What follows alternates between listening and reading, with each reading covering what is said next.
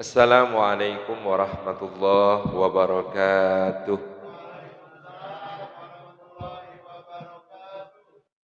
Alhamdulillahi wa kafa wassalatu wassalamu ala rasulil mujtaba Sayyidina wa habibina wa syafi'ina wa maulana Muhammadinil Mustafa wa ala alihi wa ashabihi wa dhurriyatihi wa kulli man ittaba'al huda. Asyhadu an la ilaha illallah wahdahu la syarikalah wa asyhadu anna Muhammadan abduhu wa rasuluh la nabiyya wa la rasula ba'dah. Hadratal afadil, hadratal mukarramin yang kita ta'zimi, para alim, para ulama, para asatid, para ustadzat, guru-guru umat semua yang kita ta'zimi, para sesepuh, pinesepuh, tokoh masyarakat, para pimpinan ormas maupun majelis taklim, wabil khusus takmir masjid yang kita cintai ini, rahimani wa rahimakumullah. Bapak Ibu hadirin hadirat yang kami hormati, solihin solihat, mukminin mukminat, muslimin muslimat yang tidak dapat disebut satu persatu. Puji syukur kita haturkan kehadirat Allah Subhanahu wa taala atas limpahan karunia-Nya kita dihimpun pada kesempatan pagi menjelang siang ini di dalam majelis ilmu. Meskipun kami agak terlambat dan mohon maaf yang sebesar-besarnya, mudah-mudahan setiap langkah yang kita tempuh pada hari ini, tiap tapaknya menggugurkan dosa-dosa kita, meninggikan derajat kita di sisi Allah Subhanahu wa taala dan menjadi pemudah jalan kita semua menuju ke surga. Amin amin Allahumma amin.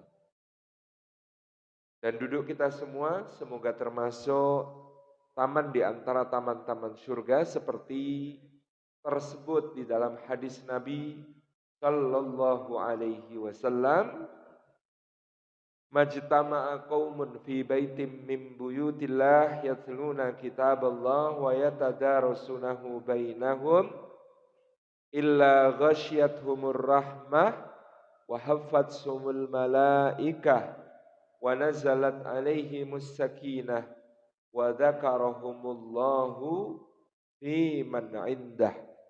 Rawahu Muslim huwa sahih.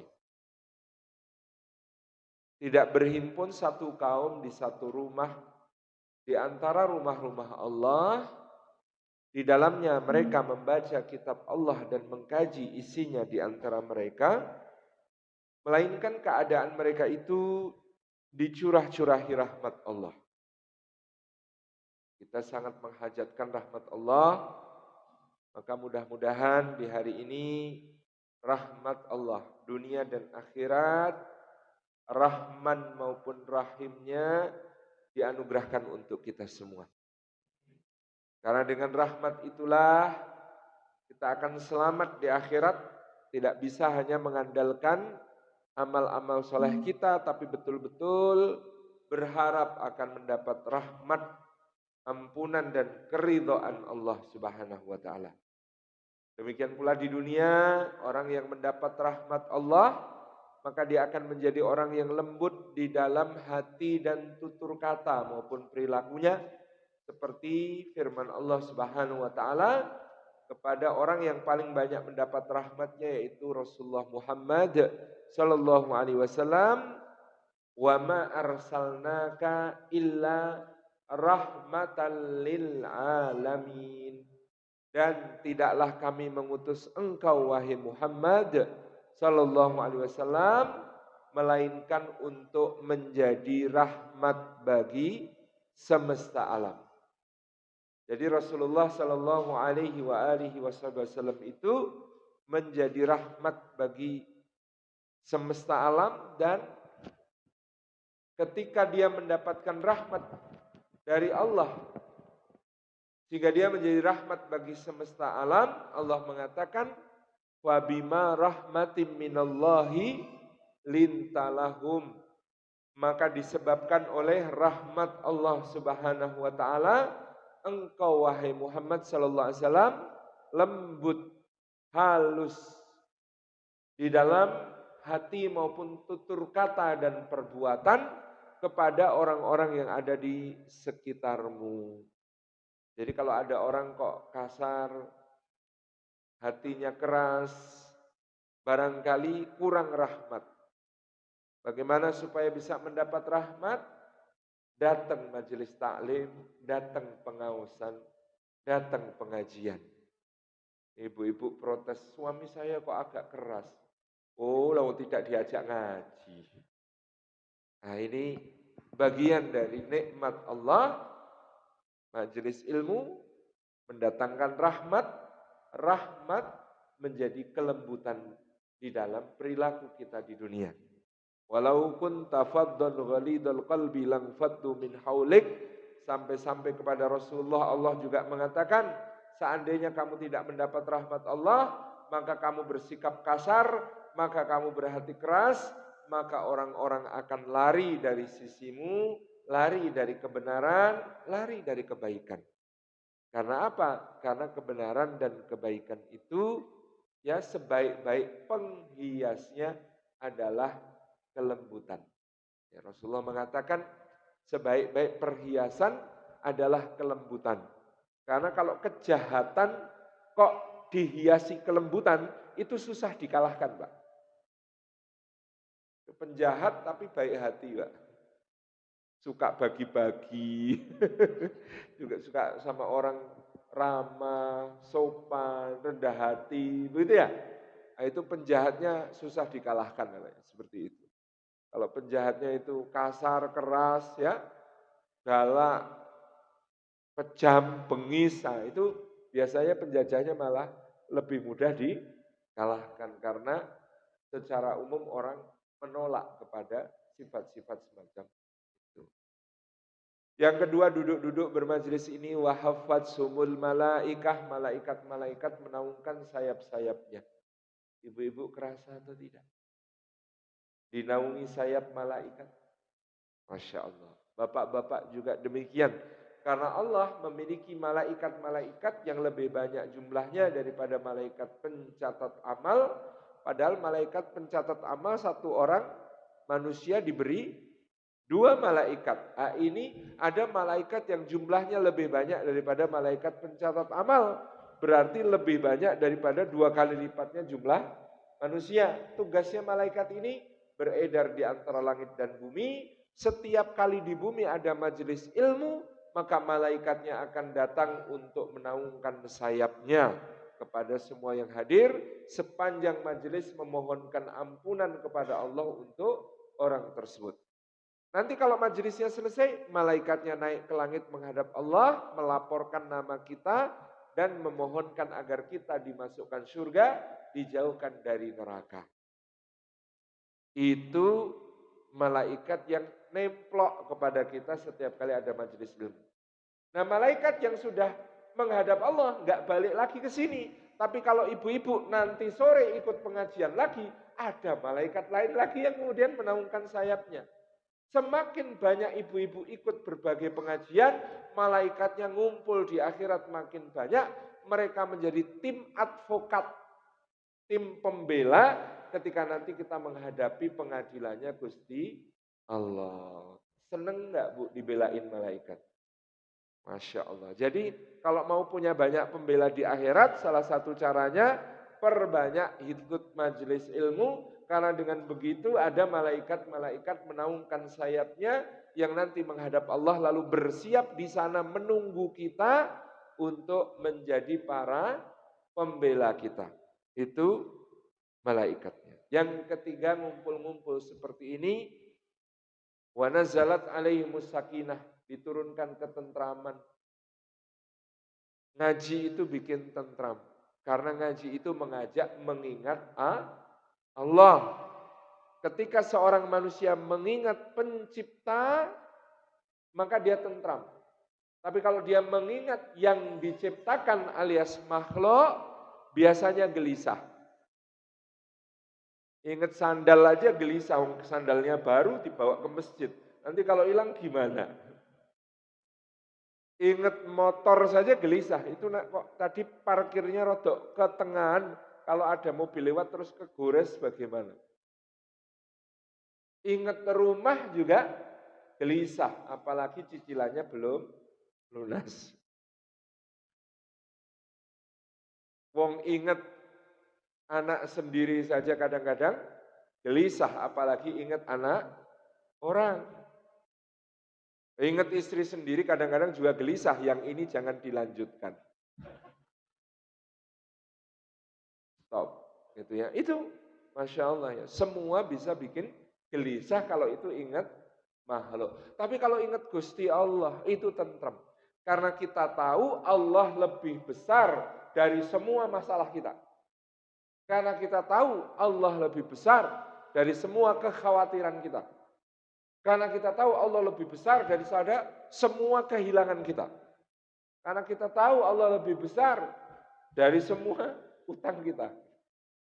Pokoknya Gusti Allah moho aku, moho mirah, maha pengasih, maha penyayang, maha adil, maha bijaksana. Pun dengan keyakinan itu menjadikan kita sebagai orang yang tentram, sakinah. Wa nazalat alaihimus sakinah. Maka kita ini kalau ngaji diingatkan hidup yang sejati, hidup nanti di akhirat. Sehingga semua yang di dunia, ya Allah, di dunia ini asalkan engkau tidak marah kepada saya, sudah cukup ya Allah. Karena di akhirat nanti kami akan mendapatkan surgamu. Wes tentrem. Itu karena ngaji, ngajak eling Allah, eling akhirat. Yang keempat, wa dzakarahumullahu fiman indah. Ngaji ngumpul-ngumpul seperti ini bikin disebut-sebut Gusti Allah, diperkenalkan Gusti Allah kepada makhluk-makhluk mulia yang ada di sisinya. Maka dengan demikian mudah-mudahan kita lebih terkenal di langit daripada di bumi. Lebih terkenal di alam malaikat daripada alam manusia. Lebih terkenal di surga daripada di dunia. Itu yang kita harapkan. Kayak apa sih terkenal di langit? Allah itu kalau sudah mencintai orang, maka dia panggil Jibril alaihissalam sebagai pemimpin para malaikat. Wahai Jibril, aku mencintai si fulan, maka cintailah olehmu si fulan. Jibril berkata, sami'na wa ata'na. Maka Jibril pun mencintai si fulan. Lalu Jibril mengumpulkan penduduk langit semuanya, kemudian mengumumkan, sesungguhnya Allah mencintai si fulan. Dan aku mencintai si fulan karena Allah. Maka wahai seluruh penduduk langit, cintailah si fulan karena Allah. Kalau penduduk langit sudah cinta, Bu, cuma soal waktu bagaimana kemudian cinta itu akan turun ke bumi, menjadikan makhluk-makhluk Allah di dunia juga mencintai kita. Jadi kita sudah menjelang bulan Dzulhijjah. Ingat satu sosok namanya Nabi Ibrahim. Bu, pada saat Nabi Ibrahim hidup, berapa banyak yang kenal? Sedikit. Berapa banyak yang cinta? Lebih sedikit. Berapa banyak yang mendoakan? Lebih sedikit lagi. Di zaman kita sekarang, ribuan tahun setelah zamannya Nabi Ibrahim, ratusan juta manusia setiap selesai sholat mengatakan, kama sholaita ala Ibrahim wa ala ali Ibrahim. Kama barakta ala Ibrahim wa ala ali Ibrahim. Dulu zaman Nabi Ibrahim hidup, ya tidak sebanyak itu yang kenal, yang cinta, yang mendoakan. Nabi Ibrahim didhawuhi sama Gusti Allah, wa adzim fin nasi bil haji Wahai Ibrahim, panggillah manusia untuk berhaji. Nah, Ibrahim tanya, ya Allah, gimana aku memanggil? Bagaimana panggilanku bisa sampai kepada mereka? Zaman itu belum ada pengeras suara. Apalagi kok telepon, SMS, WA, Instagram, Twitter, Facebook, belum ada. Terus saya manggilnya gimana ya Allah? Gak bisa broadcast, gak bisa pasang status. Manggil ini gimana? Tugasmu wahai Ibrahim, kata Allah, memanggil karena yang mendatangkan adalah aku. Tugasnya Nabi Ibrahim memanggil, yang mendatangkan adalah Allah. Sekarang ribuan tahun dari zaman Nabi Ibrahim, panggilannya Nabi Ibrahim, antrinya makin panjang. Jawa Timur antrinya berapa tahun Bu kalau daftar sekarang? 50. Hah? Ampun ngawur Bu. Nah 100 ini kunjuk piye. Yang jelas antrinya sangat panjang. Itu panggilannya Nabi Ibrahim yang ribuan tahun yang lalu. Sampai sekarang yang antri-antri pengen memenuhi panggilan itu sedemikian banyak. Dulu waktu Nabi Ibrahim hendak menyembelih Nabi Ismail alaihi salam, ya ora ono sing weruh. Hari ini sapi-sapi, kambing-kambing,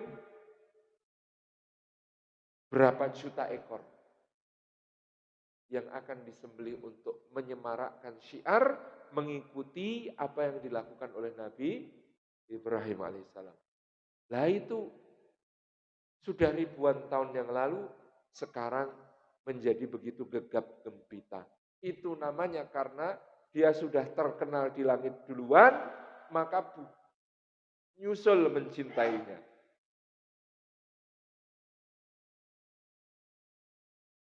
Karena Ibrahim adalah Khalilur Rahman, kekasihnya Allah Subhanahu wa Ta'ala.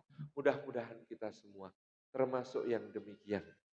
Orang-orang yang terkenal di bumi hanya sebagai cermin bahwa dia sudah terkenal terlebih dahulu di langit.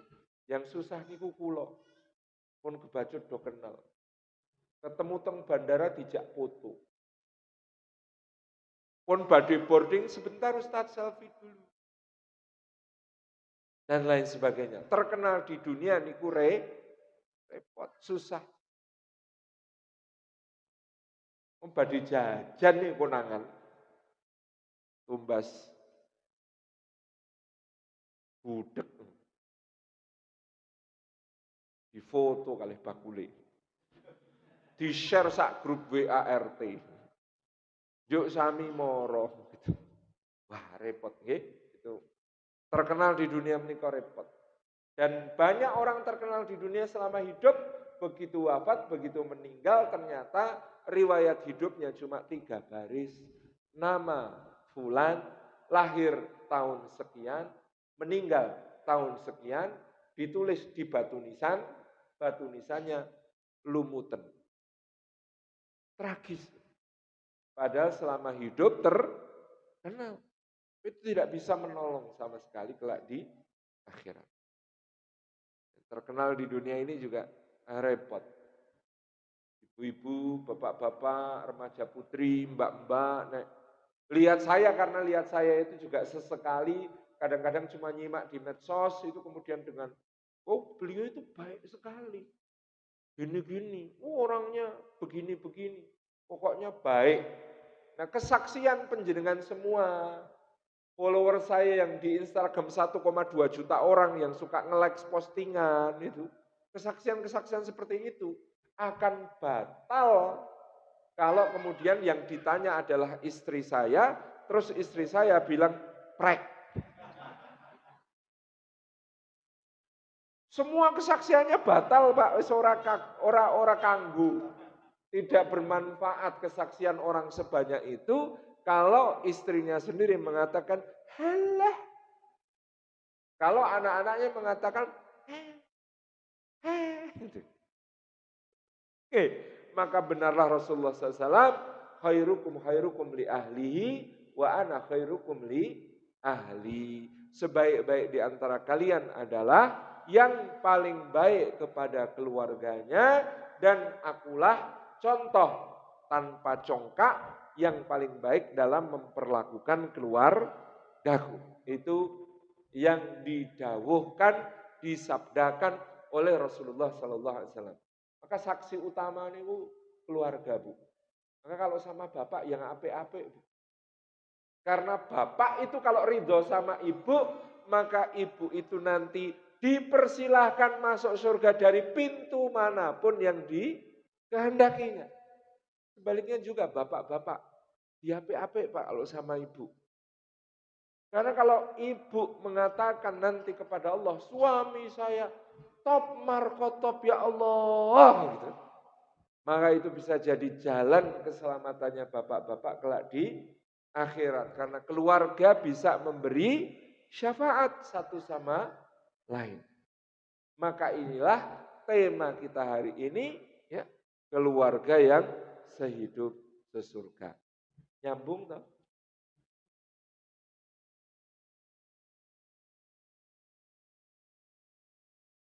Memang kebersamaan itu penggenap nikmat-nikmat. Penyempurna berbagai karunia. Dulu kalau masih bujang mungkin, ada kuliner enak, rawon iblis, mbahne setan. Ya. Pokoknya katanya enak, seneng, ada duitnya, terjangkau tempatnya, bablas ya, diparani, didatengin ketika belum menikah. Tapi kalau sudah menikah, itu mikirnya gak beda. Lihat makanan itu yang terpikir pertama, yang di rumah makan apa ya? Jembatan Bu. Oh banget nah ibu-ibu. Buktinya snack pengajian, snack arisan, 90% pada ibu-ibu dibawa pulang sak kotae. Jembatan Bu. Iya karena lihat makanan saja yang terpikir yang di rumah makan apa? Itulah nikmatnya kebersamaan. Ya namanya kebersamaan itu berharga di dunia, berharga di akhirat. Saya sering cerita, saya pernah diundang safari dakwah di Amerika Serikat, ini kok 21 hari. Tolong minggu mendatangi 11 kota, zaman kuwi sik semangat. Nah saiki wis awang-awangen. Lunga kok semono suwene. 21 hari 11 kota. Tiap 2 hari pindah kota.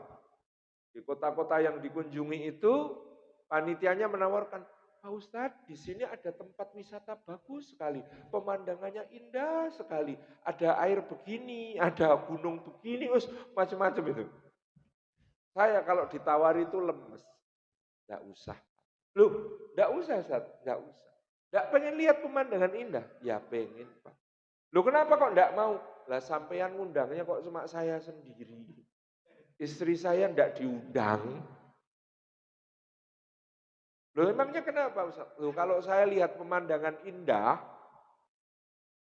terus lihatnya cuma sendiri, padahal saya ingat betul, saya tahu betul yang suka pemandangan indah seperti itu istri saya. Saya lihat pemandangan indah nanti malah sedih. Karena tidak dinikmati secara bersama. Oh gitu Pak Ustaz, iya. Terus jalan-jalan enggak ini Pak Ustadz? Ya bolehlah Pak, tapi ke tempat yang istri saya enggak terlalu suka, biar rasa bersalah saya enggak terlalu besar.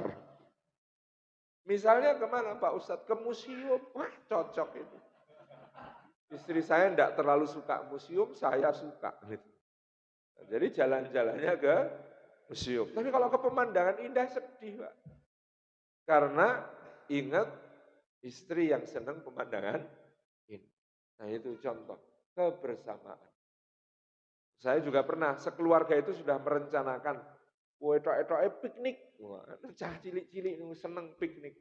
Bawa keranjang diisi snack macem-macem, ya, bawa tikar, bawa tenda.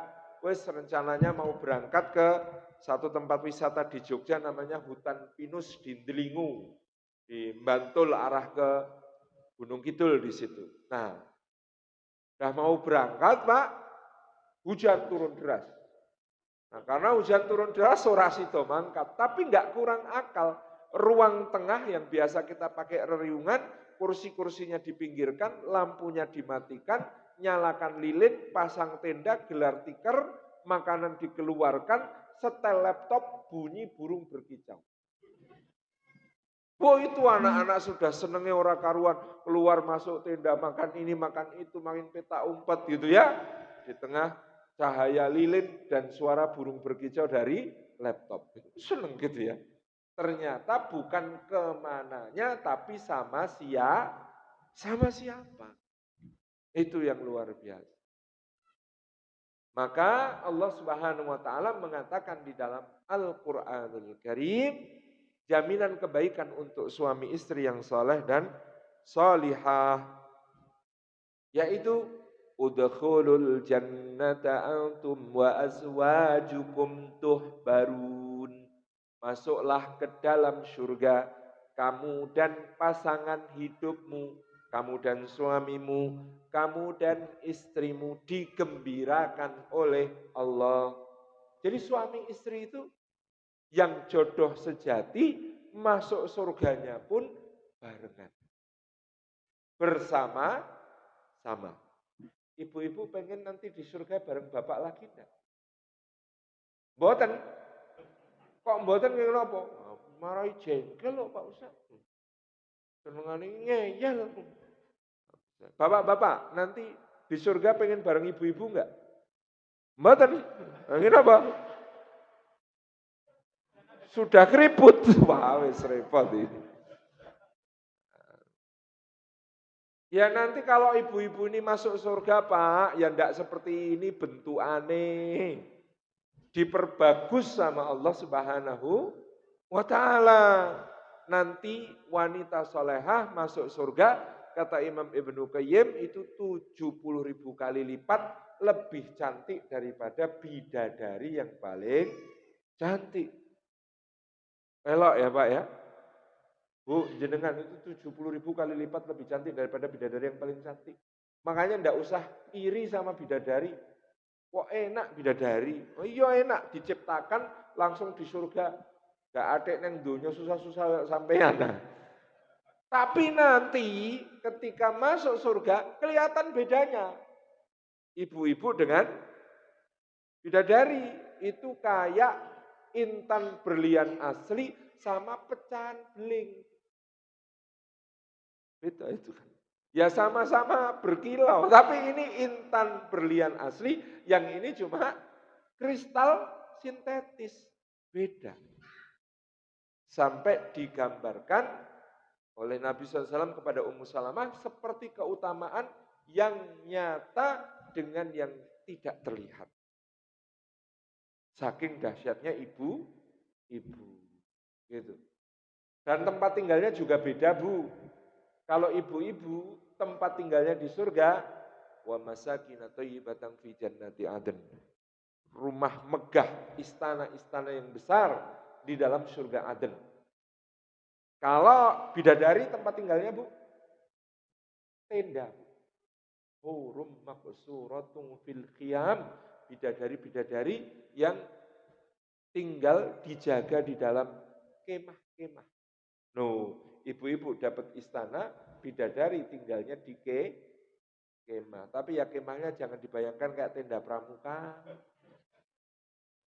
Yang namanya tenda kemah di akhirat lebih indah daripada semua istana yang ada di dunia. Tenang Pak, ini ibu-ibu ini nanti pokoknya jos markojos kalau masuk surga. Syarat dan ketentuan berlaku. Sekarang bapak-bapak itu wah didelok pun mboten enak Pak Ustadz sakniki. Nah, itu Mbak Menawi jenengan perlu menyampaikan kepada dirinya sendiri. Wah, istri saya menyamar.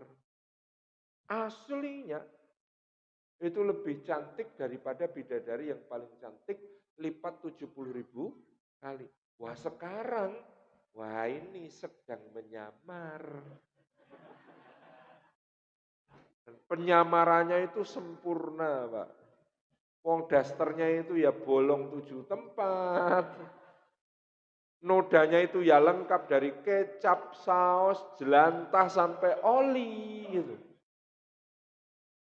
Masak di dapur masaknya sambal terasi, uap baunya itu menyusup di antara rambut-rambutnya, bercampur dengan tetes-tetes keringatnya.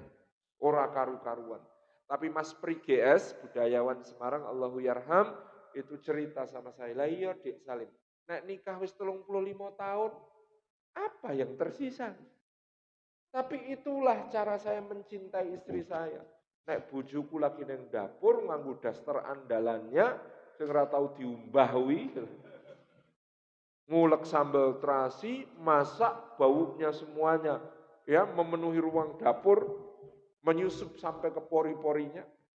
Itu tak datengin, tak peluk dari belakang, tak cium sak hot-hotnya. Itu istri saya pasti akan nyikut saya. Opo sih gitu kan. Maka saya akan jawab, walahu menciummu memelukmu di saat engkau rapi dan wangi biasa. Menciummu dan memelukmu di saat seperti inilah yang disebut sebagai jihad akbar. Itu saking cintanya sama istri, sadar bahwa ini cuma sementara, bau terasi cuma sementara, dasteran cuma sementara, Pak. Nanti kalau masuk surga, udkhul jannata antum wa azwajukum tuhbarun. Masuklah ke dalam surga, kamu dan istrimu digembirakan oleh Allah. Jadi kok tadi ada yang nggak pengen sama, kok ganti yang lain, tak variasi nanti kalau di surga itu. Mosok itu lagi. Ini saya karena pernah dapat pertanyaan seperti itu, Bu. Di satu pengajian di sebuah negara berinisial J, itu pas pengajian seperti ini ada suami istri itu tanyanya ya nyeleneh itu. Pak Ustadz, alhamdulillah kami sakinah mawaddah warahmah. Kami juga kompak selalu. Tapi apakah kami boleh berdoa sama Allah, nanti kalau kami masuk surga, pasangannya ganti yang lain aja. Suami saya maunya istrinya ganti, bukan saya lagi. Saya juga maunya suami saya bukan yang ini, ganti yang lain. Itu nanti kalau kami masuk surga. Apakah bercita-cita seperti itu boleh? Aku lihat jabi. Umumnya karena tadi yang namanya kebersamaan itu pengennya sampai ke surga. Kok iki ada yang aneh gitu ya. Maka saya akhirnya kemudian bisa menjawab, Pak.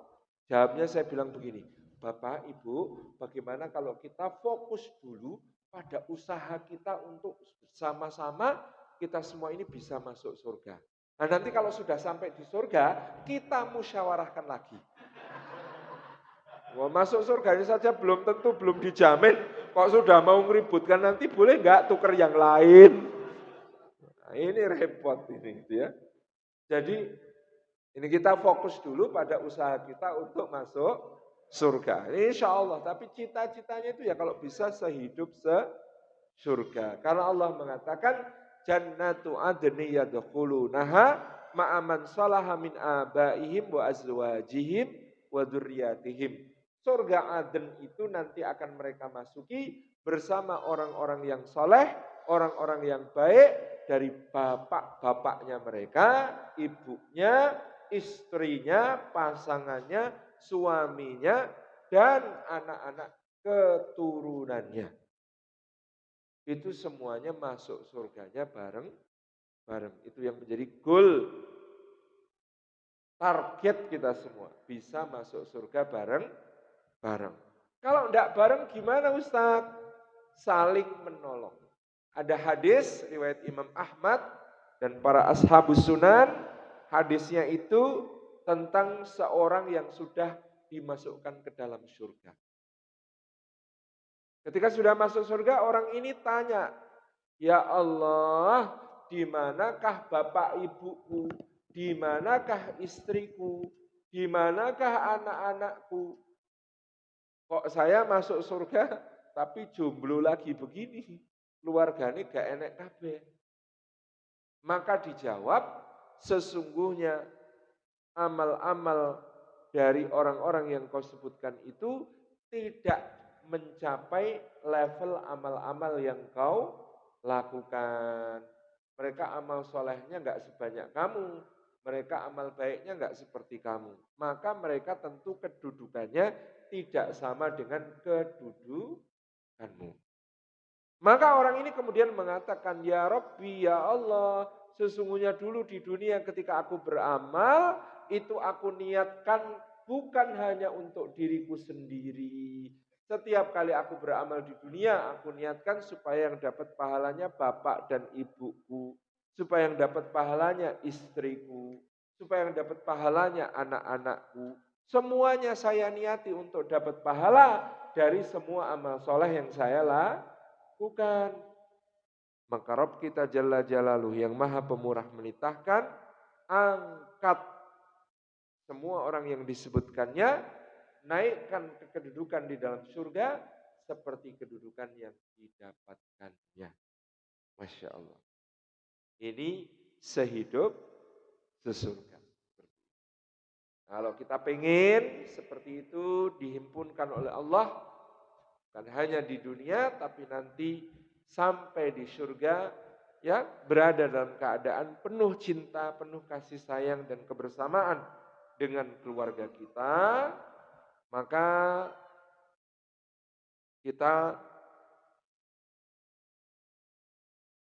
perlu berpikir, mengkaji hari ini, bagaimana caranya supaya sehidup sesurga.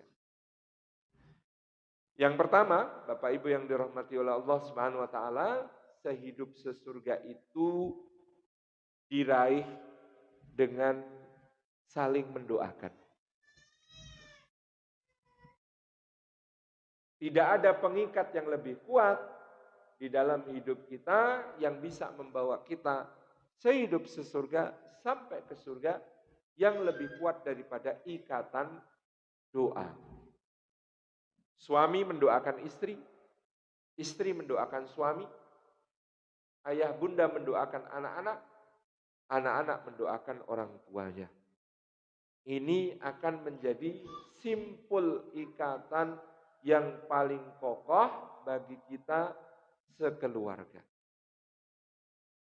Sampai ke surga. Bagaimana mendoakannya, Bu? Ada doa ke atas pada orang tua kita. Allahumma firli wali walidayya warhamhuma kama rabbayani saghir. Ya Allah, ampunilah aku dan kedua orang tuaku, sayangilah mereka sebagaimana mereka mendidikku, membesarkanku, gulawentah aku ketika aku masih kecil. Ibu-ibu sadar nggak kalau doa ini syarat dan ketentuan berlaku? Kalau anak-anak kita berdoa dengan doa ini, kama rabbayani shaghira, sebagaimana orang tuaku menyayangi dan membesarkanku di waktu aku kecil. Nah, kita mengajari anak kita, mendoakan kita supaya disayangi Allah seperti sayangnya kita kepada mereka di waktu kecil. Lah kita sayang beneran apa enggak sama anak? Seperti apa kita mencintai dan menyayangi anak kita? Karena itu yang akan menjadi contoh dari doa anak kita kepada Allah untuk diri kita, kama rabbayani shaghira. Nah itu menjadi penting. Isyarat dari doa ini adalah agar kita menyayangi dan mencintai anak-anak kita sepenuh hati. Jadi doa untuk orang tua itu mengandung pembelajaran dan pendidikan untuk orang tua. Nek pengen besok ditresnani Gusti Allah ya dengan cara yang terindah, maka harus indah pula cara kita memperlakukan anak-anak kita yang itu akan menjadi ya, standar ukuran kama rabbayani shaghir. Ajari anak-anak kita untuk mendoakan kita sebagaimana kita terus-menerus berusaha untuk bisa mendoakan orang tua kita. Yang berikutnya, doanya ke atas, Allahumma firli atau Rabbi firli wali walidayya warhamhuma kama rabbayani shaghira. Bagaimana doa untuk keluarga yang sekarang? Keluarga itu ya suami, ya istri, ya anak-anak. Maka kita bisa mengambil contoh doa dari Al-Quranul Karim dari para ibadur rahman, hamba-hamba Allah yang maha pengasih. Ada di suratul Furqan ayat ke-74. Doanya indah sekali. Pendapat saya pribadi, ini salah satu doa paling indah di dalam Al-Quran. Rabbana hablana min azwajina wa dzurriyyatina qurrata a'yun waj'alna lil muttaqina imama. Hafal semua aja Bu ya. Oh nek wong sini ini memang masya Allah. Sudah hafal. Sebelum pengajian sudah hafal duluan. Bapak-bapak juga sampun hafal ya? Sudah dibaca rutin? Nah, kalau bisa ini doa dibaca sebanyak-banyak. Dibaca di waktu mustajabah. Seantara adzan dengan iqamah. Di sepertiga malam terakhir setelah sholat tahajud. Dibaca setiap selesai sholat. Dibaca pas kangen bojo. Bojo ini lagi tugas di luar kota. Didoakan dengan doa. Dibaca pas kangen anak. Anaknya mondok. Gak boleh pulang soalnya pandemi. Kangen anak baca doa ini. Di rumah tiba-tiba kepikiran suami dan anak-anak baca doa ini. Dimanapun, kapanpun kita bisa memperbanyak doa. Rabbana duhai Rabb kami. Hablana anugerahkanlah untuk kami. Min azwajina dari pasangan-pasangan kami. Wa dzurriyyatina dan anak-anak keturunan kami.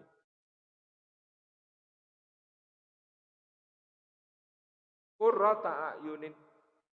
Jadikanlah mereka sebagai penyejuk mata bagi kami. Ibu-ibu tahu penyejuk mata? Bukan insto. Bapak-bapak tahu penyejuk mata? Bukan pure water. Penyejuk mata itu berarti sebelumnya sudah menyejukkan hati karena mata adalah jendela hati. Maka di dalam tafsir dikatakan oleh para ulama, menyejukkan mata itu satu, hatinya dijadikan takwa oleh Allah. Dua, anggota badannya dijadikan taat, semangat beribadah, melakukan amal soleh oleh Allah. Tiga, akhlaknya diperbaiki, dimuliakan oleh Allah. Itu yang menjadi penyejuk mata. Kenapa saya tadi mengatakan ini salah satu doa terbaik menurut saya. Karena dongan ini ku sopan banget. Halus banget. Penuh adab, penuh tata krama kepada Gusti Allah. Sama-sama doa dan sama-sama baik dibaca, tapi nilai rasanya bisa beda. Contoh ada doa, wa aslih li fi dzurriyyati. Ya Allah, perbaikilah untukku keturunanku. Ya Allah, perbaikilah untukku keturunanku. Itu kan merintah Gusti Allah. Makanya fi'il amr. Tapi coba kalimat ini. Rabbana, wahai Rabb kami. Hablana, anugerahkanlah untuk kami. Menyebut sifat Allah yang maha dermawan dan maha pemberi anugerah, yaitu Al-Wahhab. Hablana min azwajina, dari pasangan kami, wa dzurriyyatina, dan anak keturunan kami, qurrata a'yun, menjadi penyejuk mata. Jadi doanya bukan mengatakan, ya Allah, perbagus ini istri dan anak saya, ya Allah. Tapi halus sekali kalimat. Ya Allah, anugerahkanlah untuk kami, pasangan kami, anak keturunan kami.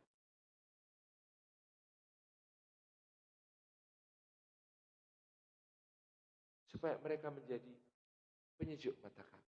Itu kan dungani walus, sopan, penuh adab, indah, ya luar biasa. Rabbana hab lana min azwajina wa dzurriyyatina qurrata a'yun. Qurrata a'yun itu puncak, Pak. Kayak kita mengatakan salat khusyuk ya. Kalau kita mengatakan salat khusyuk ya, itu berarti banyak hal. Wudunya harus beres. Rukun, wajib dan sunnahnya ditunaikan. Sunnah-sunnahnya seperti doa sehabis wudhu dilakukan. Suci badan, pakaian dan tempat. Suci dari hadas dan suci dari najis. Kemudian melaksanakan sholat dengan menutup aurat. Bertakbiratul ihram dengan menghadap kiblat. Nah itu sampai kemudian nanti menghayati bacaan yang dibaca di dalam salat. Maka ini semua adalah apa yang menjadi prasyarat dari yang disebut sebagai salat khusyuk. Itulah orang-orang beriman, alladzina hum fi salatihim khashi'un. Orang-orang yang di dalam salatnya itu mereka khusyuk-khusyuk. Maknanya ya semua hal. Sama dengan keluarga yang menjadi qurratu a'yun, itu mencakup semua kebaikan dari pasangan dan anak-anak kita. Qurratu a'yun. Maka ibu-ibu kalau banyak mendoakan bapak supaya jadi qurratu a'yun, nanti ibu-ibu bisa kelihatan bayangannya bapak nanti kalau sudah di surga. Oh, kempot-kempot seperti ini, Bu.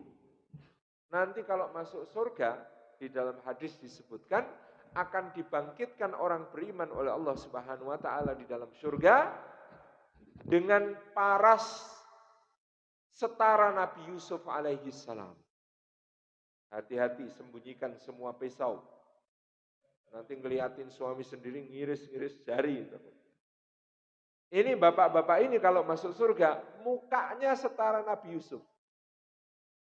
Usianya, Bu, dalam hadis riwayat Ahmad ini, usianya sama dengan usianya Nabi Isa alaihissalam ketika diangkat ke langit oleh Allah, diselamatkan dari orang-orang yang hendak menyalibnya. Berapa umur Nabi Isa ketika diangkat ke langit? 33 tahun. Ibu-ibu ingat pas Bapak 33 tahun? Di umur 33 tahun dengan paras rupa setara Nabi Yusuf alaihissalam. Lalu nanti terus sama semua suami-suami di akhirat. Beda-beda, Bu. Wajah aslinya tetap kelihatan. Tapi level keindahan wajah asli itu setara Nabi Yusuf. Yo koyo nek pakai filter itu loh. Berubah lebih muda, pakai face app. Pakai face app misalnya. Itu. Jadi, Masya Allah. Tadi bapak-bapak juga sudah menyimak, ibu-ibu itu 70.000 kali lipat lebih cantik daripada bidadari yang paling cantik. Maka kalau sering mendoakan ini makin tambah indah. Masya Allah. Masya Allah. Bojoku wayu rek. Nek munggah swarga. Sekarang sabar sakwetawis. Tinggal sebentar. Bentar lagi kalau masuk surga menjadi cawanti. Kalau sini cawanti atau cantowi. Cawanti ya. Wedes sama pedawas ya. Hah? Yang pertama ya. Jadi masih bahasa membangetkannya, menyangatkannya itu masih agak kulonan. Nek rada ngetan sithik ya pedawas ya. Tidak puwedes tapi pedawas. Gitu ya. Jadi ini dengan doa Rabbana hablana min azwajina wa dzurriyyatina qurrata a'yun. Wah, doa berikutnya lebih ngeri lagi, Pak. Saya sebut inilah salah satu doa terbaik dalam Quran. Saking baiknya doa ini kalau diulang-ulang itu bikin haus. Maka ya kadang-kadang harus minum dulu. Bismillahirrahmanirrahim. Allahumma shalli ala Muhammad wa ala. Masya Allah. Kayak di surga. Karena di surga itu salah satu minumannya itu zanjabila. Zanjabila itu wedang jahe. Nah, yo nek nang swarga wedang jahe ini luwih enak mbang iki. Jelas gitu ya. Jauh lebih nikmat ya minuman dengan campuran jahe yang kelak ada di dalam surganya Allah Subhanahu wa taala. Jadi kemudian ada minuman yang campurannya itu kafur. Ini satu-satunya katanya kosakata bahasa Melayu atau bahasa Indonesia yang ada di dalam Quran adalah kafur. Maknanya kafur, kok minumnya dicampur kafur, budek tat. Kafur yang dimaksud adalah kamfer. Kapur barus asli yang ya jangan yang merek bagus yang jenengan pasang di kamar mandi itu bukan. Kamfer yang asli yang berasal dari negeri Barus di Sumatera, gitu ya, yang kemudian disebut kapur barus. Ibu-ibu pernah mendengar ya istilah kapur barus. Ya. Kamfer dari Barus itu dahulu ya adalah barang komoditi berharga mahal. Pada abad pertama Masehi diperkirakan harga kamfer di Mesir itu 1 gram kamfer ditukar 1 gram emas. Mahal. Karena kamfer pada zaman itu ya untuk menjadi pengharum ruangan, pengharum pakaian, sampai untuk, nah ini ada penelitian menarik ini. Mesir itu kan Raja Fir'aunnya itu di mumi ya. Cara bikin mumi itu gimana? Pertama-tama cari bikin mumi itu, ini arah ke tengkorak ini ditusuk pakai jarum panjang yang seperti pipa supaya apa? Supaya cairan otaknya keluar. Supaya otaknya ini keluar. Karena kalau enggak bosok. Kemudian organ-organ di dada dan perut ini juga dikeluarkan. Karena itu gampang gosok. Ya, usus, lambung, paru-paru. Itu tuh dikeluarkan. Hati. Itu karena gampang busuk. Nah karena ini dikeluarkan, maka harus diganti isiannya. Bagaimana supaya ini awet, wangi. Maka isiannya itu untuk Fir'aun yang paling kaya, berdasarkan penelitian, itu isinya kapur baru. Jadi Fir'aun itu dalamnya kapur baru. Itulah kenapa pada abad sebelum Masehi Sumatera itu sudah disebut sebagai Suwarna Dwipa, negeri emas dan perak. Padahal di Sumatera tidak banyak tambang emas dan perak itu. Tapi kalau disebut negeri emas dan perak, karena dulu ketika orang Sumatera jual kapur barus, mintanya dibayar pakai emas. Sehingga emas dari Afrika mengalir ke pulau Sumatera. Jadilah Sumatera itu negeri emas dan perak. Maka kalau jenengan lihat pakaian adat Lampung, pakaian adat Sumatera Selatan, Sumatera Barat, gitu ya, dan lain sebagainya, Jambi, itu emasnya pating tremplek, banyak banget. Kenapa? Karena pada zaman dulu emas dan perak itu sangat mudah dimiliki oleh penduduk di Pulau Sumatera. Karena apa? Jualan kapur barus ke Mesir. Itu bersama hartanya Fir'aun. Jadi kalau di tempat lain yang terkenal itu harta korun, di Indonesia itu harta Fir'aun. Karena tadi kapur barus ditukar emas. Minuman di surga salah satunya minuman yang campurannya kafur. Tentunya tidak berbahaya bagi kesehatan dicampur kapur barus itu. Ya, karena kafur yang di situ kafur surgawi yang membuat minuman ini harum, semerbak, ada efek aromaterapi, makin menenteramkan, menenangkan, menyenangkan, membahagiakan. Itulah minuman kelak di surga. Kok jadi ngomong ke minuman itu? Sehidup sesurga. Doanya itu, yang kedua itu lebih dahsyat Pak. Wa ja'alna lil muttaqina imama. Biasanya orang berdoa itu munduk-munduk, tawadhu, merendahkan diri di hadapan Gusti Allah. Orang berdoa itu kan begitu. Contoh doa-doa lain di dalam Quran itu begitu. Wa ja'alna minat tawwabin. Ya Allah, jadikan aku termasuk orang yang bertaubat. Wa ja'alna minal mutatahhirin. Dan jadikanlah aku ya Allah termasuk di antara banyak orang yang mensucikan diri. Wa ja'alna min ibadika sholihin. Dan jadikanlah kami ya Allah satu di antara banyak hamba-hambamu yang soleh. Itu kan doanya begitu ya.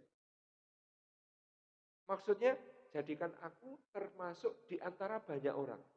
Itu kan tawadhu. Berarti yang baik itu banyak orang. Saya cuma pengen dijadikan termasuk bagian dari mereka.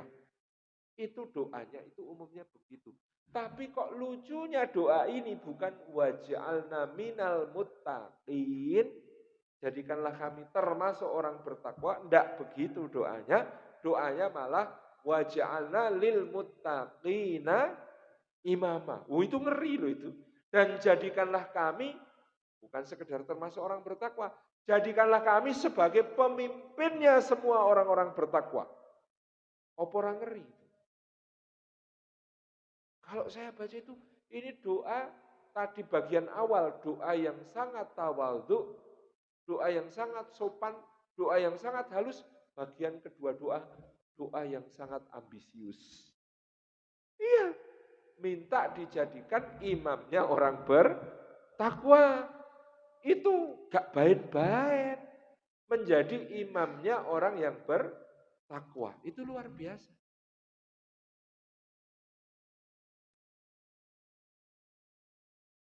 Artinya apa? Dengan doa itu kita memohon kepada Allah untuk menjadi manusia yang paling baik, yang paling mulia di sisinya, dikelilingi oleh orang-orang utama, ya, menjadi satu keluarga yang bertakwa, satu keluarga yang semuanya mulia, dan kita dijadikan sebagai pemimpin orang-orang yang mulia di dalam keluarga. Ini yang kita harap.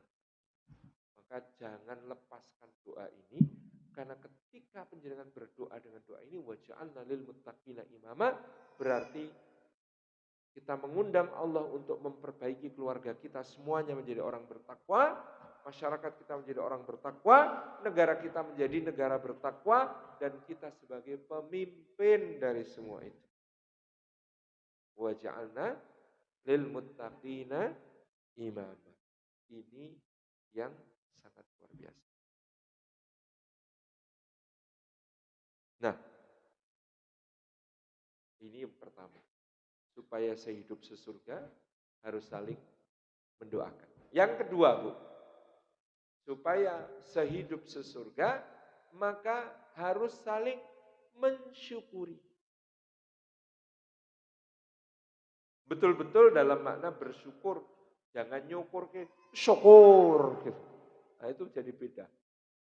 Dulu di Jogja itu ada orang pakai mikrofon masjid malah bercanda bulan Ramadan. Assalamualaikum warahmatullahi wabarakatuh. Dumateng Bapak Ibu sedaya katuran wungu sak menika sampun jam gangsal enjing panjenengan sedaya sampun boten saged sahur. Syukur, syukur.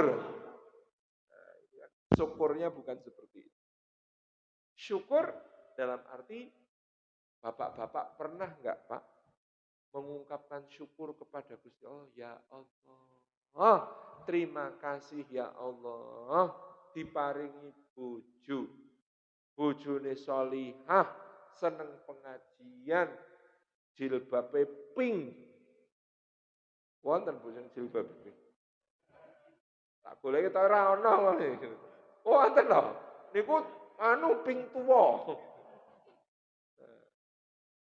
Misalnya wonten wis pokoke seneng diparingi bojo sholihah wapi, disyukuri kepada Allah.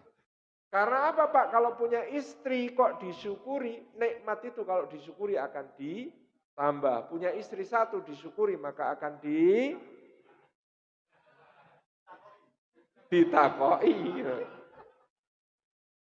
Oke, punya istri satu kok disyukuri maka akan ditambah nikmatnya.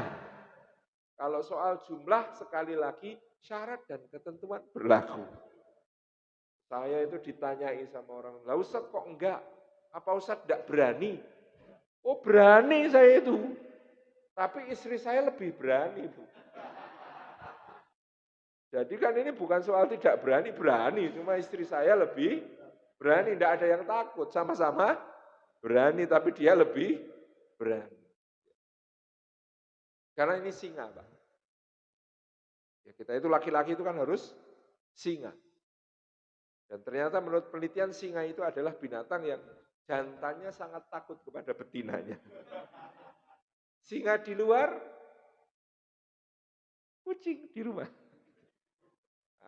Nah, itu baik, Pak. Itu namanya suami sayang istri, gitu ya. Jadi ini pokoknya harus mensyukuri. Ya Allah, Bu, terima kasih. Jazakillah khairan. Sudah mau jadi istri.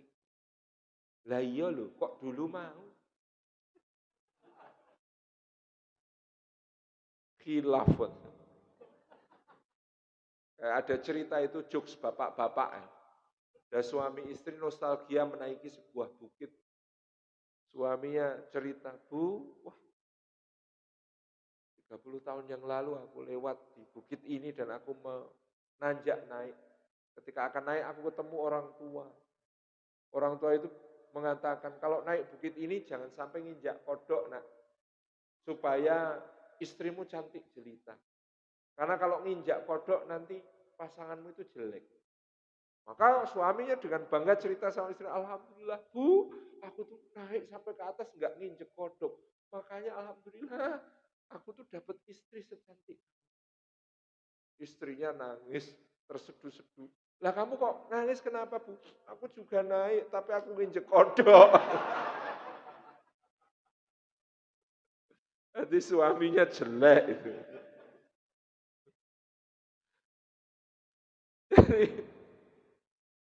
Disyukuri, diucapkan terima kasih. Syukurnya kepada Allah, diparingi istri setia, diparingi suami setia. Nek cara wong Jawa itu nek keluarga itu yo elek-elek dicakot alot.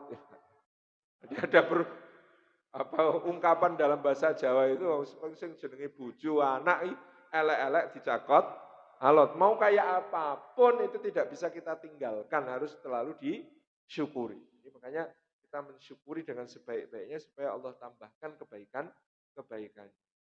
Suami mensyukuri istri. Istri juga begitu. Suami pulang disambut di pintu, sudah dandan, rapi, cantik, gitu ya. Sore-sore bapak mundur dari kerja, bukain pintu.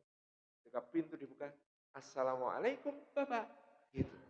Wah, suaminya, melongonya 5 menit. Disambut sebaik-baiknya. Cium tangannya. Jazakallah khairan. Pak, sudah jadi suami yang bertanggung jawab. Suka membanting tulang sampai linu-linu. Memeras keringat sampai kering kerontang. Demi keluarga mencari nafkah yang halal. Suamiku memang top markotop. Jos marko jos. Senang suaminya disambut dengan. Belum pernah, besok praktek ya. Masya Allah, disyukuri. Intinya salinglah mengungkapkan syukur dan terima kasih. Lebih-lebih pada hal-hal yang merupakan kelebihannya. Jangan fokus hanya pada kekurangan. Itu bapak-bapak juga. Begitu, syukuri. Yang namanya waktu itu tidak bisa dibeli, Pak. Ada yang bisa beli waktu? Mau tak beli umurnya sampean, gue nambah umur saya, bisa gitu. Ada yang bisa beli waktu? Gak bisa. Beli waktu itu gak bisa. Satu-satunya yang tidak bisa diperdagangkan adalah waktu. Karena dibeli saja tidak bisa, maka betapa dermawannya orang yang mau menginfakkan waktunya untuk mau hidup bersama kita. Itu kan dermawan sekali, Pak. Wong waktu itu tidak bisa dibeli, kok dia rela waktunya dipakai untuk bersama kita. Itu dermawan sekali. Yaitu bojo-bojo kita itu. Saking dermawannya mau menginfakkan umurnya untuk selalu bersama. Saling mensyukuri terus Bapak Ibu. Di Jogja ada seorang kiai itu ya lucu. Bunyai itu ngendika, ya Allah Pak, waktu begitu cepat berlalu. Tahu-tahu anak kita sudah mau nikah.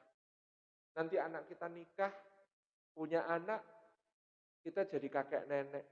Jadi sebentar lagi kamu itu tidurnya sama nenek-nenek loh Pak, kata Bunyai. Pak Kiai kemudian bilang, ya sudah Bu, nanti bentar lagi kamu daftar kuliah ya Bu. Loh buat apa? Udah tua kok daftar kuliah. Kata suaminya, ya biar aku nanti tidur sama mahasiswi.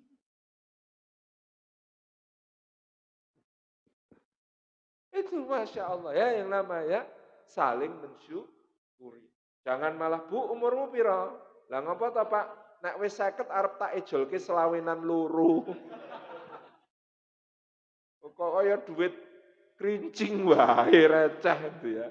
Kalau sudah 50 mau ditukar 25-an, dua. Jangan sampai seperti itu. Jadi disyukuri betul-betul apa yang menjadi anugerahnya Allah Subhanahu wa taala berupa suami dan istri. Sama anak-anak juga begitu. Pernah enggak Bu, malam-malam menjelang dia tidur, dikecup keningnya, dielus kepalanya, kemudian didoakan, makasih ya Mas, hari ini sudah jadi anak yang soleh. Pernah begitu? Penting itu Bu. Makasih ya Mas, hari ini enggak rewel, enggak nakal, anak soleh. Makasih ya Mas, sudah mau doain Abah dan Umi. Tadi Abah dengerin kamu berdoa setelah selesai sholat. Itu gak akan terlupakan seumur hidup. Diucapin terima kasih sama ayah bundanya tentang hal kebaikan yang dia raih. Itu membuat dia makin bersemangat melakukan kebaikan-kebaikan. Sehingga dia insya Allah tidak terjebak dalam keburukan. Karena apa? Baiknya diapresiasi. Karena anak itu baik buruk kita menengai, tidak ada pujian untuk kebaikannya. Dia nggak tahu mana hal baik yang seharusnya dia lakukan terus. Ini harus kemudian kita biasakan apresiasi. Weh, habis makan cuci piring, anakku memang top. Sepele tapi kena. Habis itu dia tetap rajin cuci piring. Masya Allah. Karena saling menghargai. Ya Allah, nak, makasih ya jadi anak yang soleh.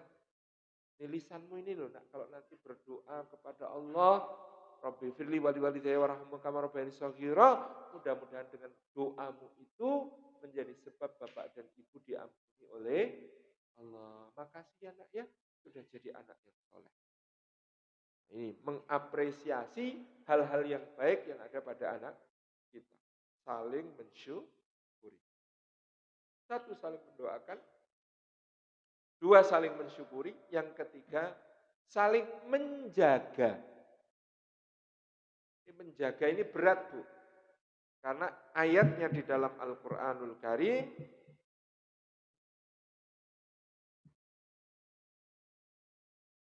ya ayyuhalladzina amanu, anfusakum wa ahlikum naro. Wahai orang-orang yang beriman, jagalah dirimu dan keluargamu dari api neraka. Tadi kita mengatakan sehidup sesurga. Pak, Bu, kira-kira sulit mana, berat mana antara masukkan dirimu dan keluargamu ke dalam surga dengan jagalah dirimu dan keluargamu dari api neraka? Mana yang lebih sulit, Bu? jagalah. Kenapa? Kalau masukkan dirimu dan keluargamu ke dalam surga, itu skenarionya 3, Pak. Skenario pertama masuk surga tanpa hisab, saking besarnya kebaikannya sudah nggak usah dihisab, nggak usah diaudit, ini sudah pasti masuk surga. Ini yang pertama. Yang kedua, masuk surga itu dihisab dulu. Ketika dihisab maka amal solehnya lebih banyak, pahalanya lebih besar. Dosanya sedikit, maksiatnya sedikit. Maka karena timbangan amal solehnya lebih berat, dia juga langsung masuk surga. Skenario ketiga masuk surga itu, ditimbang amalnya, dihisab amalnya, ternyata amal salahnya lebih banyak daripada amal soleh. Dosa-dosanya lebih berat daripada pahalanya. Maka dia tetap berhak masuk surga karena orang beriman, tetapi untuk membersihkan diri dari dosa-dosa, maka dia disilakan transit dulu di neraka. Nah, transit kok di neraka? Dientas-entas wis gosong. Transit dulu di neraka baru nanti masuk ke surga. Kalau perintahnya masukkan dirimu dan keluargamu ke dalam surga, 1, 2, 3 masuk semua, betul? Tapi kalau perintahnya jagalah dirimu dan keluargamu dari api neraka, maka yang dimaksud hanya yang pertama dan yang kedua. Tidak ada opsi ketiga. Artinya ketika Allah mengatakan ku anfusakum wa ahlikum naro, jagalah dirimu dan keluargamu dari api neraka, artinya adalah masukkanlah dirimu dan keluargamu ke dalam surga tanpa hisab, atau kalau dengan hisab harus dipastikan amal solehnya lebih banyak daripada amal salahnya. Saling menjaga itu penting. Maka Rasulullah SAW diceritakan memuji seorang bapak. Karena apa? Bapak ini menggantung cambuk di atas pintu rumahnya, lalu memanggil anak-anaknya mengatakan, "Nak, kalian semua punya hak untuk memukul bapak, mencambuk bapak kalau bapak melanggar larangan Allah. Kamu sulung mencambuk bapak, nomor 2 mencambuk bapak, nomor 3 mencambuk bapak, sampai nomor sekian mencambuk bapak. Sebaliknya, kalau bapak mendapati kalian juga melanggar apa yang dilarang Allah, bapak yang akan mencambuk kalian." Ini yang dikatakan si bapak itu kepada anak-anaknya untuk memberi mereka peringatan. Maka kata Nabi SAW, sehingga lelaki ini lelaki yang memiliki ghirah terhadap keluarganya, tidak ingin keluarganya jatuh ke dalam dosa, maka dia adalah min ahlil jannah, termasuk di antara ahli surga. Saling menjaga. Ibu-ibu kalau pagi briefing suami, briefing suami itu bagaimana? Pagi-pagi suami mau berangkat bekerja, dilepas di teras, cium tangannya, lalu katakan dengan mata saling menatap, "Selamat berjuang sayang.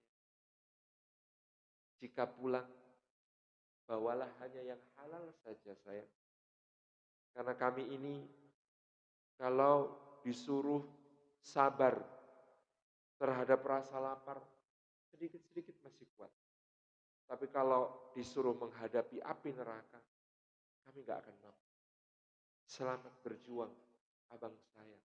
I love you." Muah. Ada yang bilang, wah kalau pakai muah gak jadi berangkat itu Pak Ustadz. Jadi menjaga supaya suami jangan sampai melanggar larangan Gusti Allah. Dipeseni, betul-betul Pak nanti bawa pulang yang halal. Istri yang tidak menjaga, pagi-pagi kalimatnya enggak begitu. Papa tahu enggak sebelah kita itu eselon berapa?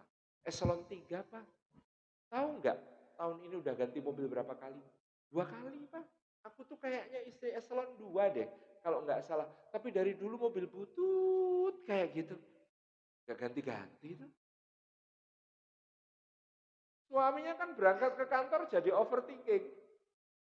Berarti istriku itu pengen ganti mobil. Waduh ini kok belum ada duitnya. Tapi kemarin ada perizinan proyek yang kalau saya tanda tangan mau ada fee tanda tangan. 2 miliar, lumayan. Lalu menjatuhkan suami ke dalam dosa. Ini berbahaya. Ini namanya tidak saling menjaga. Termasuk saling menjaga, Bu. Perhatikan kalau suami sudah punya kodenya. Mi, ke salon muslimah sana Mi. Anak-anak biar main sama aku. Nah, kalau sudah suami kok sampai ngomong begitu, kan tinggal minta anggaran, duitnya. Jangan malah dijawab, gak lihat apa rumah berantakan kayak begini. Tuh loh, piring kotor numpuk segitu banyak, cucian ambru-ambruan. Di mana-mana belum sempat dikumpulin. Berantakan kayak gini, belum sempat masak segala, suruh ke salon. Enggak bisa lah. Jangan. Kenapa? Boleh jadi suami yang sudah sampai ngode istrinya supaya ke salon, di luar sana ada godaan. Dia nggak pengen lihat. Dia mau palingkan ke yang halal. Yang halal itu istrinya. Kok dibandingkan antara yang haram dengan yang halal terlalu jomplang. Nah, itu tidak kondusif, Bu, kalau terlalu jomplang. Yo kalah yo rapopo ning yo ojo adoh-adoh gitu. Dengan setan yang di luar sana, itu maka harus dijaga. Saya kasih tahu, Bu. Jenengan nggak sempat masak, rumah makan banyak yang buka. Jenengan nggak sempat nyuci, laundry sekarang kiloan dan murah. Jenengan nggak sempat beresin rumah, minta tolong tetangga yang duafa kasih uang, seneng dia. Tapi perkara yang satu itu suami Anda tidak boleh minta bantuan orang lain. Nggak boleh Pak, minta bantuan orang lain. Oke Bu, leres. Ini prioritas. Termasuk bagian dari saling menjaga. Bapak-bapak itu juga begitu. Ngamal ke sunnah Nabi. Kata Anas bin Malik, Rasulullah itu tidak pernah masuk ke rumah minta izin, mengucap salam, atau ngetuk pintu, kecuali beliau sudah dalam keadaan bersiwak dan memakai wewangiannya. Rasulullah itu pulang ke rumah tidak pernah kucel, tidak pernah kusut, tidak pernah ngelentuk. Enggak. Selalu berseri-seri dan ceria ketemu anak dan istri. Kalau perlu Pak, pulang dari kantor, mandi dulu Pak. Di kantor nggak ada tempat mandi, mampir masjid Pak. Mampir masjid, Masya Allah. Pulang ke rumah, seger, ya, udah pakai mouthwash wangi gitu ya, sampai rumah. Dari mana ini kok kayak begini? Baunya malah dicurigai. Ciloko. Ini tuh ngamalkan sunnah Bu. Sunnah apa? Oh, enggak ikut pengajiannya Ustadz Salim ini pasti. Jadi suami pun diceritakan, disunahkan oleh Kanjeng Nabi, pulang itu dalam keadaan fresh, seger. Saya itu dulu, Pak, tahun 2005 melakukan survei kepada keluarga para pegiat dakwah. Yang bikin shock, 30% anak-anak pegiat dakwah di zaman itu mengatakan, aku nanti kalau gede nggak mau jadi kayak Abi dan Umi. Aku nanti kalau gede nggak mau jadi kayak ayah dan bunda. Kenapa nak? Karena ayah bunda sibuk sekali. Kalau pulang udah capek, nggak bisa nemenin aku main, nggak bisa nemenin aku bikin PR, nggak bisa bacain buku cerita buat aku. Coba bayangkan. Perspektif anak terhadap kegiatan baik-baik yang dilakukan orang tuanya di luar itu menjadi bermasalah. Karena apa? Karena ketika pulang tidak dalam keadaan yang anaknya nyambut di pintu, ayah, ayah, enggak. Ini tadi habis ngisi pengajian 3 tempat. Kamu main sama kakakmu sana. Terus ambruk di sofa, brek gitu. Maka anak akan melihat, oh kegiatan ayah di luar itu tidak baik. Kenapa? Karena sampai menghabiskan energinya. Pulang-pulang sudah capek, nggak kuat ngapa-ngapain. Ini akan mempengaruhi cara pandangnya terhadap apa yang. Tapi kalau pulang, Assalamualaikum, Waalaikumsalam, ayah, Iya anakku, dijunjung, digendong, dinaikkan, komedi putar. Komedi putar itu gimana Pak? Set tangan ini, anaknya taruh sini, pegangin pakai tangan, naik turun muter-muter. Itu namanya komedi putar. Dinaikkan ke jungkat-jungkit, taruh di ujung kaki, angkat, turunkan, angkat, turunkan. Senengnya luar biasa. Dinaikkan ke ayunan ya. Tangannya begini, terus dia duduk di situ, diayun-ayun gitu ya. Terus pokoknya bapaknya itu jadi taman ria safari. Senangnya luar biasa. Meskipun kemudian 45 menit kemudian kecapean. Terus bilang, capek ya nak, udah dulu ya, besok lagi ya. Oke, tapi senang karena apa? Kesan pertama ayahnya pulang, ibunya pulang dalam keadaan berseri-seri. Bahagia ketemu dia. Maka dia senang sekali. Insya Allah. Itu yang harus kita tiru dari sunnahnya Rasulullah Sallallahu Alaihi Wasallam. Pulang-pulang dari peperangan saja, Hasan Husain langsung naik ke punggung, dinaikin keliling rumah, tetap ceria Rasulullah SAW. Anak awake dhewe kesel-kesel ditumpai muring-muring gitu. Marah-marah. Ya, itulah menjaga supaya dalam keluarga selalu ada yang positif dilihat, gitu ya. Milih diksi itu penting, Pak. Anak saya yang paling kecil, Labib, 3,5 tahun. Kalau ditinggal paling cerewet. Apa mau kemana? Ini jawabnya harus pinter. Sekarang saya punya kata andalan kalau pamit. Nah, Abah mau berjuang. Berjuang ya, Pak? Iya. Habib juga berjuang, Pak? Iya, berjuang di rumah, jagain Umi, jagain kakak-kakak. Oke. Siap, Pak? Berjuangnya jangan lama-lama ya, Pak? Jadi diksinya berjuang. Karena tahu berjuang itu baik.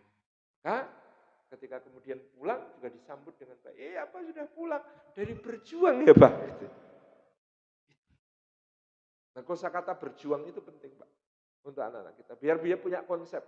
Hidup ini perjuangan. Gitu, ya? Keluar. Kemana? Kerja, cari duit buat kamu. Yang buat kamu itu berapa persen? Kok bisa-bisanya buat kamu gitu ya. Masya Allah. Jadi lebih baik pakai tadi. Ayah mau kemana? Berjuang nak. Oke ayah, selamat berjuang gitu. Itu ya, Masya Allah. Jadi ini kaitannya dengan bagaimana kemudian kita saling menjaga. Yang keempat, saling sabar. Sabar Bu. Bapak-bapaknya ya begini-begini ini memang. Kadang-kadang bikin jengkel. Karena kita satu sama lain memang diuji oleh Allah. Suami diuji dengan istrinya, istri diuji dengan suaminya. Anak-anak diuji dengan orang tuanya, orang tua diuji dengan anak-anaknya. Memang begitulah hakikat dunia. Ujian. Maka sabar. Demikianlah kalau berharap pada Allah. Ya Allah, saya doakan suami saya dapat hidayah ya Allah. Jak ngaji kok angel ya Allah. Sabar. Allah pelan-pelan. Didoakan terus. Anak juga begitu, jangan tergesa-gesa. Ya Allah, saya sudah berdoa sejak kemarin supaya anak saya jadi anak soleh. Kok bangun pagi ini belum soleh ya Allah. Sabar. Mosok sewengi hati. Pelan-pelan. Kadang-kadang itu ada orang soleh, anaknya kurang soleh, tetapi doa-doanya tidak pernah putus kepada Allah. Maka Allah nanti akhirnya akan jadikan anaknya sebagai anak yang soleh, tapi nunggu bapak ibunya mati duluan. Banyak ya, saya punya teman-teman yang nakalnya luar biasa ketika bapak ibunya masih hidup, begitu bapak ibunya wafat itu jadi jalan hidayah, dia kembali ke jalan yang benar. Itu banyak. Mungkin selama hidupnya bapak ibunya itu juga nggak putus mendoakan, sehingga akhirnya Allah kabulkan doanya. Tapi tidak dia saksikan di dunia, nanti dia saksikan di akhirat bahwa anaknya sudah jadi anak yang soleh. Tapi intinya jangan putus asa, sabar, didoakan, diikhtiari, ditirakati, diriyadhoi, gitu ya istilah orang Jawa. Ditirakati, diriyadhoi. Itu sabar. Terakhir yang kelima, saling mewaspadai. Karena bisa jadi anak-anak kita suami kita itu juga bisa dibajak oleh setan. Kalau sudah dibajak setan ya itu tadi, membahayakan. Maka harus waspada. Ada istri kok tadi, Bapak-bapak, itu amplop-amplop dari perusahaan rekanan itu terimalah. Kan Papa nggak minta, nggak salah itu terimanya. Kalau dengar istri bilang begini Pak, langsung pegang kepalanya, bacakan ayat kursi di telinganya. Allahu la ilaha illallah. Karena itu lagi dibajak setan. Nah, perlu diadzani Pak, Allahu Akbar, Allahu Akbar. Ibu juga begitu. Suaminya ngajak dosa. Bu, katanya sebenarnya babi itu enak. Kemudian bagaimana tadi? Diadzani. Allahu Akbar, Allahu Akbar. Diwaspada kalau kemudian terjadi pembajakan oleh setan kepada orang-orang di dekat kita. Itu tetap harus saling waspada. Jadi untuk sehidup sesurga, saling mendoakan, saling mensyukuri, saling menjaga, saling sabar, saling menjaga, saling mewaspadai. Demikian yang dapat kami sampaikan. Mohon maaf atas segala kurang berkenan. Jebulnya ya lama, ya hampir jam 11. Jazakumullah khairan. Wassalamualaikum warahmatullahi wabarakatuh.